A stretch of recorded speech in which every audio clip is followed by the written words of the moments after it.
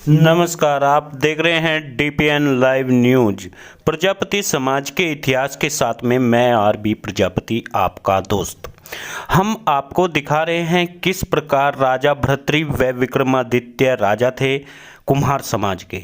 हमने दिखाया था राजा भर्तृहरि राजा बन गए धारा देश के और राजा विक्रमादित्य को भगवान शिव ने पुनः जीवित कर दिया था। हम आगे की कहानी आपको सुनाते हैं। अगले भाग का अब हम आपके सामने चरित्र का चित्रण करेंगे। एक दिन भर्तृहरि के राज्य में चोरी हो गई। गणपत सिंह डाकू चोरों का सरदार था। वह 1000 डकैतों के साथ आकर के उनकी बस्ती की तमाम गायें ले जाता है। राजा भर्तृहरि के पास में वहाँ की प्रजा जाती है।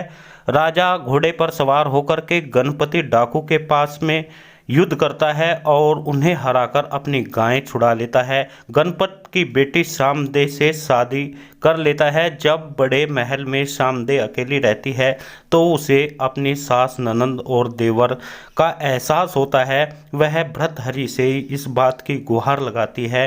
भर्तृहरि को अपने परिवार की याद आ जाती है।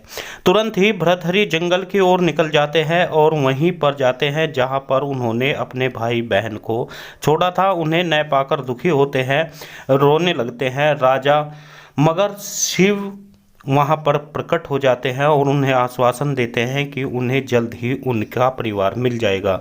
इस प्रकार सभी धारा नगरी में पहुंच जाते हैं और उन्हें उनका परिवार मिल जाता है। पूरा परिवार सुखी रहता है। कुछ दिनों के बाद भर्तृहरि को याद आता है कि वह चूचक नगरी में डकैतों से गायें छुड़ाकर लाया था, तो उन्होंने भगवान शिव की 12 वर्ष की प्रतिज्ञा की थी भक्ति करने की।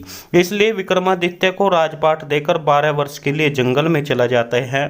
भर्तृहरि के जाने के बाद में रानी महल में नौकर से प्रेम कर लेती है, मगर एक दिन जब विक्रमादित्य यह देख लेते हैं, नौकर घबरा जाता है। सामदे ने कहा भर्तृहरि के आने पर वह विक्रमादित्य को निकलवा देगी। भगवान शिव प्रसन्न हो जाते हैं और भर्तृहरि वापस आते हैं। रानी विक्रमादित्य पर आरोप लगाकर उन्हें बाहर निकलवा देती है, देश निकाला दिलवा देती है। इस प्रकार भर्तृहरि ने सामदे की बातों में आकर के अपने भाई को बाहर निकाल दिया और भर्तृहरि को एक अमरफल भगवान शिव ने दिया था वह अपनी रानी को दे देते हैं। रानी अपने प्रेमी नौकर को दे देती है और नौकर अपनी प्रेमिका को एक वेश्या को दे देता है। वेश्या समझती है कि हमारे राजा बहुत अच्छे हैं, इसलिए वह वापस जाकर राजा भर्तृहरि को देती है। राजा भर्तृहरि इसमें जांच करते हैं और पता चलता है षड्यंत्र के तहत यह सब कुछ हुआ है और उन्होंने विक्रमादित्य को गलत निकाला है।